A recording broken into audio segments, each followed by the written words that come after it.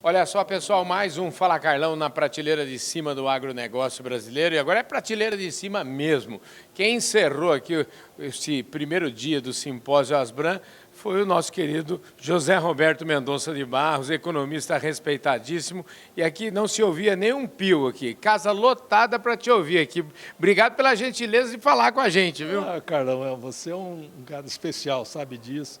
Eu faço isso com o maior gosto, viu? Olha, muito obrigado mesmo. Eu percebi, é importante o tanto de credibilidade que o senhor traz em todos os momentos que o senhor fala.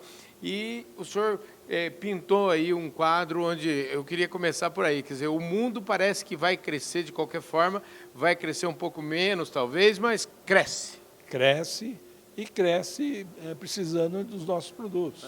Né?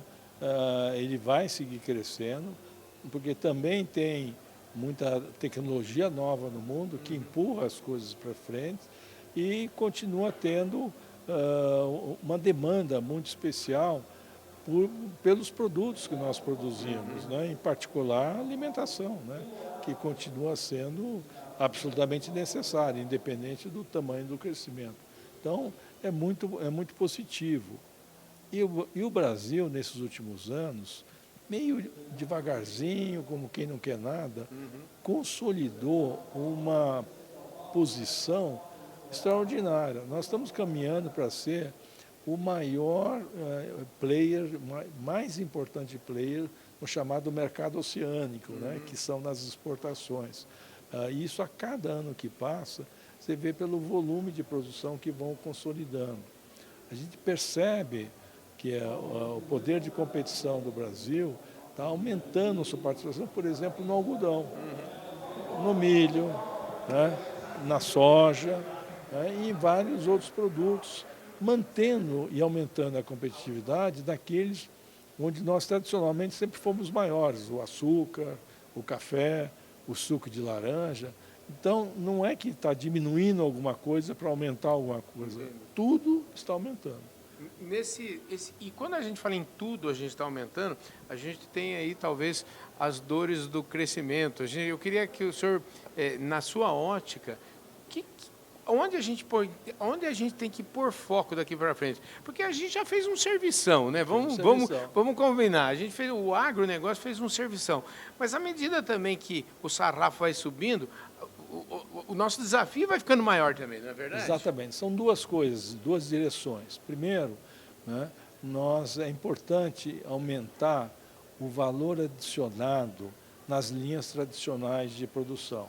Eu vou dar um exemplo bem simples, né? O butanol brasileiro é muito competitivo, mas existem inúmeros projetos de captura do CO2, do carbono, nas próprias plantas industriais, que vão transformar o etanol em carbono negativo. Ora, isso é um combustível de alta demanda em lugares como Califórnia, como Europa, né? Ao mesmo tempo, produtos novos, né? Fazer hidrogênio verde e amônia a partir do biogás, capturado nas mesmas plantas. São dezenas de exemplos disso. Então, esse é de um lado. Então, aumentar o valor adicionado nas produções mais tradicionais, inclusive pela incorporação de produtos novos. O segundo é avançar mais na questão da pauta ambiental. Nós temos que parar, levar a zero a derrubada ilegal de florestas. Não é do interesse do setor agropecuário ter dificuldades no comércio nacional usando esse argumento da derrubada das florestas. Caminhamos nessa direção, estamos caminhando nessa direção, mas é importante que os segmentos, né, todos eles sejam cada vez mais proativos nessa direção. Né, e, ao mesmo tempo, diversificando o grupo de produtos. Olhando o mercado interno, existe uma série de produtos que a gente pode dizer pequenos, quando comparado com os grandões do agronegócio, mas que agregam muito valor, inclusive em pequenas propriedades. E que você vê um processo de crescimento. Mel, com diversas características. Macadâmia, por exemplo. Macadâmia, óleo de oliva, azeite de oliva, né? Vinhos, uva, né? Toda essa atividade. Tem muita coisa que sempre resulta de inovações tecnológicas, né? E que ajuda a aumentar o valor da atividade, inclusive, especialmente em propriedades pequenas, né?